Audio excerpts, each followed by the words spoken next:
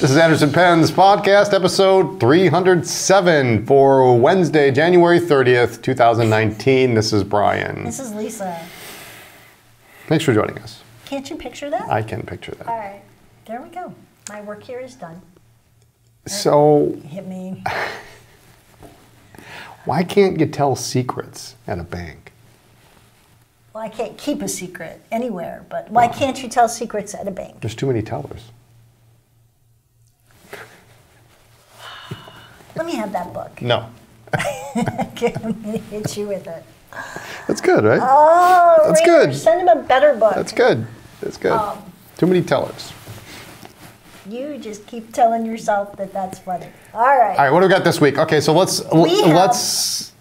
have what? Really cold weather. So, should we address the ink shipping thing? No. Okay. It's cold. We don't ship ink when it's really, We don't ship really, ink when it's really cold.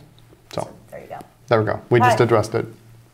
See, my work here is done. Again. Why am I here? All right, go. Big news of the week. Sailor is announcing discontinuing on the 4 seasons only Jentle, discontinuing the 50 ml bottle. Let's say that over. Sailor has announced that they have discontinued. What did I say? They are announcing that it's official. It's official. So the 50 ml bottles of the 4 seasons, like the Kinmokusai and the Yuki Akari, those are now going to be coming in smaller 20 ml bottles like the Shiki Ori ink. It's same size. Same size. 20 ml, cute little bottle, great cap. We heard this was a possibility a couple years ago when Sailor came to visit us in Appleton, and we pushed hard for them to maybe do something over in Japan and something different in the US, but for a number of reasons, now a couple years later, they've changed it. Yep. And there's nothing anybody can do. We're not happy about it, but I mean, it is what it is. Yep. It is what it is. So while some people are getting a little, let's go with aggressive about it, it's a change. It's a bottle change. These are great bottles. In Japan, they like to switch out their ink more frequently. We were trying to explain back years ago that the US market likes to hoard ink sometimes, and that's not what they do. They like things smaller, newer, fresher. So the good news is we do have in many of the 16 colors, we still have the old 50 milliliter bottles. But when they are gone, they are gone. So there is, right now, there's no more Yamadori. I believe Chushu is gone, and a couple others. But we do have in stock the 50 ml bottles at that $18 price. When they're gone, they're gone. And we and other retailers have purchased, I believe, pretty much everything that the distributor Toya has. So that's all there is. Pretty much whatever they had, after everybody buys it, it's gone. Yep. So if you want it, hoard it now. But there it is. And as sounds funny. As a side to that, that also means that the cost of the samples are going up. So we talked about it. Our choices are either to raise the price on the sample, because obviously it costs us more to sample them out because the bottle cost is more, or we can not do samples. So we decided we are going to raise the price on the samples starting Friday evening into Saturday. So if you were unsure or you just want some extra samples, then those are still available. But we are going to be absorbing some of the cost because we can't we can't just make it the same as what it should be. So we're absorbing some of the cost of the sample price, but it is going to go up on Friday. Correct. So, all right. all right. Other sailor news. These are huge. We kind of briefly mentioned this last week. The new King of Pen North American exclusive, Fresca and Royal Tangerine. This is fun. You've got all three there. I do.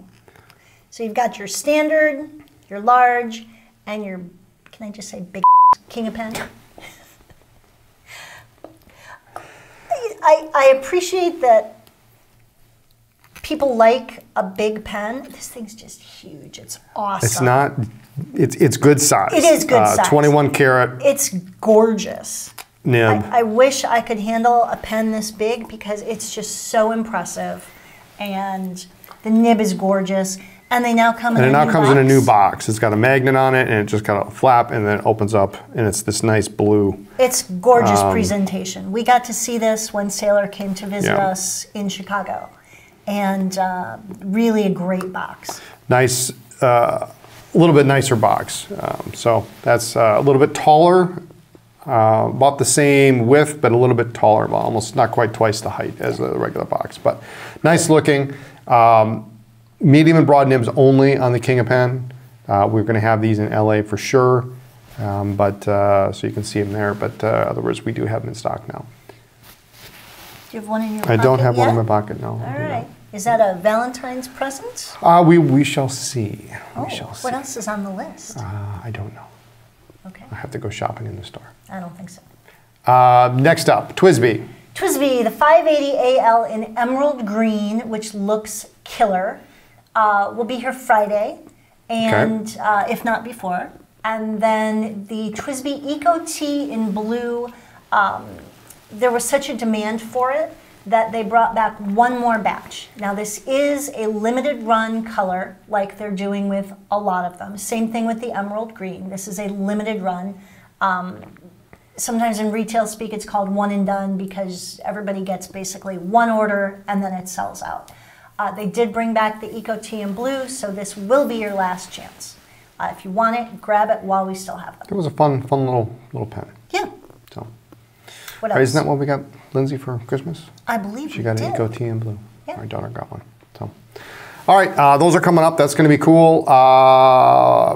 This one's an oldie but a goodie. I don't have one of these. Well, I can make you a deal. The Pilot. This is a pen that's not talked about that much. The Pilot Custom 92. Why don't you technically Custom Heritage 92 because it's got a flat top with the sword style clip, but it's a piston filler. It's the only piston filler in their lineup. Okay. Completely transparent, clear, light smoke effect on the section and the piston knob and on the top of the cap, but nice piston, fills into the barrel. What's not to love? Fine, medium, broad nibs, 14 karat, rhodium plated. And it posts. It posts, yeah, it posts great. Okay. It's just a really solid pen. Do you have one? I don't have one. Oh, it's got basically the same nib that's like on Custom 74, number 5 size. It's just a good pen you can put some colorful ink in and slosh around. If you can use black, then I don't. Slosh. Slosh, that's a technical term. Yeah, lava lampy. Okay. But a nice looking pen. I love the clip. I love this Heritage clip. You can see the nib through the smoke inner cap. So maybe I should get you one of those for Valentine's Hey, well, Day. you know, if my choice was a King of Pen or a Custom 92, that would be easy. But anyway, fine, medium, broad nibs only on this, and they are all in stock and ready to go. So, good little pen. Awesome. It's not quite it's not a huge pen, but it's a 1911 standard size. It is. Yeah. All right. Next up, what do you got? I have some Pilot. What do you want to call them? Gift sets, essentially, all-in-one set that we're playing with. And the ENSO Creative Tools by Pilot. So we've got the parallel pens. You've got all 4 parallel pens. along with some 18 ink refills. You've also got, so that's one of each parallel, which is cool to get it all in one set. Here you have 3 Plumix, along with some ink cartridges. So wait, 3 Plumix? 3. 3. Different sizes? 3 different sizes. Now you're going to make me get my glasses Well, out. because if you buy a Plumix, there's only one size. Yes, these are different. Okay. You get a .44 fine, a .58 medium, and a .7 broad. Okay. I'm guessing the 0.7 is the one that's Probably what we already have. probably already have. Yes. Well, that's cool. So 3 different ones, and you can't get those Plumix separately. Correct. And they come in different colors. They I do. I like so the it's black, pink, and purple. blue, yeah. Or blue, yes. Yeah, it's a purplish blue. So these are cool. Yeah, okay, that's neat. All right. And then there is another set for hand lettering. It is 2 of the Kakunos, along with some refills. So a medium and a fine in these 2. That's cool. Yeah. So little gift sets, yeah? Little gift set. Just have Yep. everything all in one. So those are kind of fun. I believe that our artist, Chris, has been playing with those. Okay, So good. we'll have to see what's up with that. Cool. You know what's coming up this week? I forgot, and now I'm not sure what to do about it. February 1st begins what? InCoWriMo. InCoWriMo. International Correspondence Writing Month. Okay. And Yeah. how did we do last year? I think I wrote 4 or 5, and I actually hand-delivered them. No, it was months, Which months does, later. we should back up. We should wait. International Correspondence Writing Month. So Every day, every day in February. you write a letter, a note, a postcard, something to someone, and send it to them. So it is perfectly acceptable to hand a letter. Yes, and I tried to do that. In fact, I had written several to friends of ours who were going to be in LA, and I was just going to like deal them out like a deck of cards and consider it done, and then I forgot to pack them. Well, if you didn't put a date on it, you can hand them out this I year. know, I gave Mike and Audrey theirs like a couple months ago. Okay. All right. So, Yeah, my first week of InCoWriMo is real strong. And then we go to LA, and yeah. that's it for me. So I'll try again this year. Weren't most of yours to me, and you just like, Well, yeah, I mean, could I paper airplane them over to you? Well, you could. In you our could. new office? Yes. But anyway, the idea is write a letter a day, get your pens out, get your inks out. Get your pens out, clean your pens, put some fresh ink in there, mix it up with the colors, and just use your pens. Reach out to somebody maybe you haven't been in touch with lately. Queen of England, whatever, Bill Gates. Bill Gates, there we go. And if somebody wanted more information, I would presume they could go to InCoWriMo.org, I think it is. Correct. There we go. Excellent. So, and speaking of reminders, so that happens on... Starts February 1st, runs the entire month of February. Which is when? Is that Friday? I don't know. Thursday, I think. We always say we're going to do it, and we always have I always start. epic fails. I always start. So But, I want to try. We're gone to for do better. a third of the month. Yeah, it's At hard. least a third of the month, half the tough. month this year. So anyway, InCoWriMo coming up, and we'll talk more about that as we get into it. Another reminder, it's coming up soon in 2 weeks. The second podcast of February, Is Booty Call. why do you always point to me? Well, you're supposed to, I don't know. Anyway, Booty Call reminder for 2 weeks. Make sure to check the link below and sign up for the call list, and we will call, if you're chosen, we will call and you will be on the air. So, There you go. so What else? we got a question of the week. Question of the week. It's been a while. All right. Do you know what this is?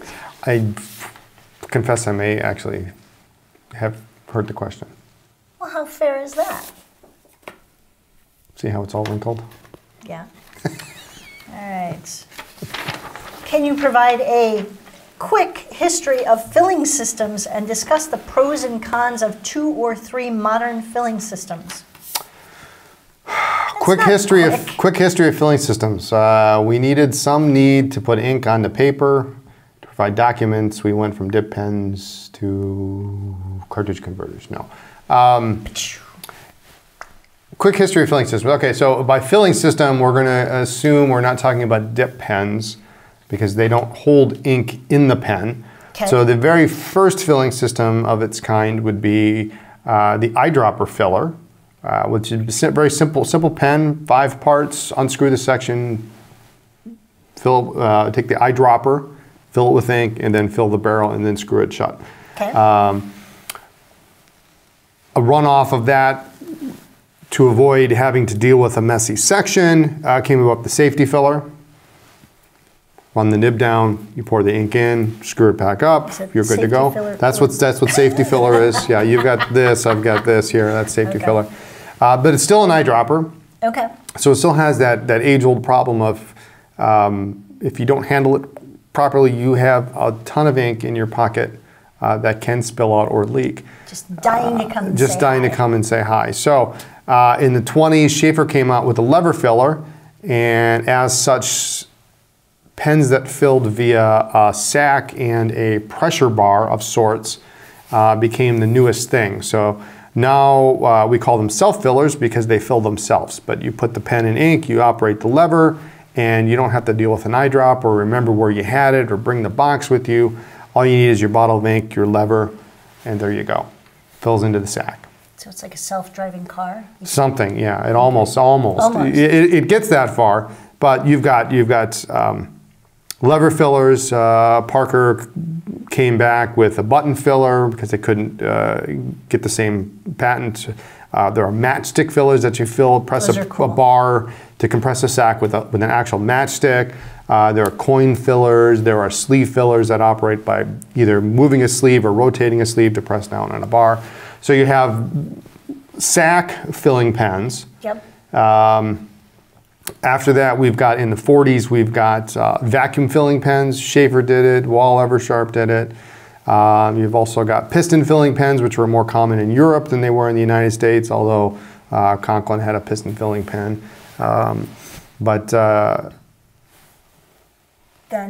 Then you get into modern era. Actually, in the 70s, 60s, and 70s, we start talking about cartridge pens. Now, cartridge pens were still available. Were available in the 20s. Eagle made cartridge pens. Waterman made cartridge pens, typically with a glass. I was just going to say glass cartridge. Glass cartridges, yep. Which is why it's almost impossible to find any now because they've all broken. Yeah. I was actually just looking at one this morning. We have a couple in the collection with the original glass cartridge, but they would come with a cork and little wax on it to seal it up, and so you would buy the cartridge and. There you go. But cartridge converter fillers really started becoming popular in the late 60s and 70s. Parker pushing out a lot of pens with cartridges in them and converters. And then the rest, as they say, is history. But for modern, we're really talking about cartridge converters, yep. Piston fillers, and vacuum fillers are really the 3 main types of filling systems that we have. Pros and cons. Cartridges are super convenient. Converters give you more options for ink, although with a cartridge you can refill it with a syringe as well. Easier to clean. Very easy to clean a cartridge converter filler. My personal preference because they're just easier. I'm impatient. Yep. I'll go there. Piston fillers hold a ton of ink. They're going to hold more than your converter, that's for sure. Yes, absolutely. A little more difficult to clean out because you got to operate that piston. There's no taking the section off and throwing it in. This is safety and this is piston? Yes, yeah, this way is piston. Got it. Then there's vacuum, which holds probably the most ink of any of those filling systems. Those confuse me. They fill on the downstroke. They fill on the downstroke. They create a vacuum. They fill on the downstroke. I don't do time travel movies. You can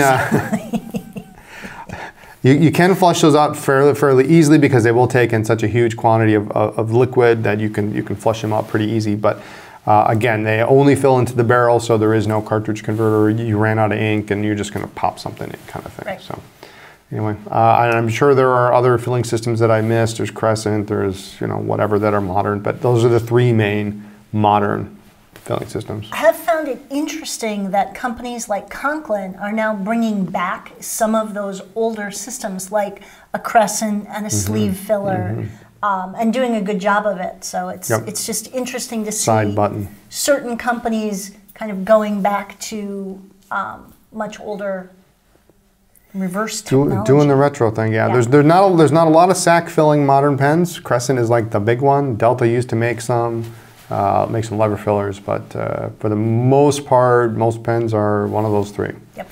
So there you go. Anyway, that should answer that.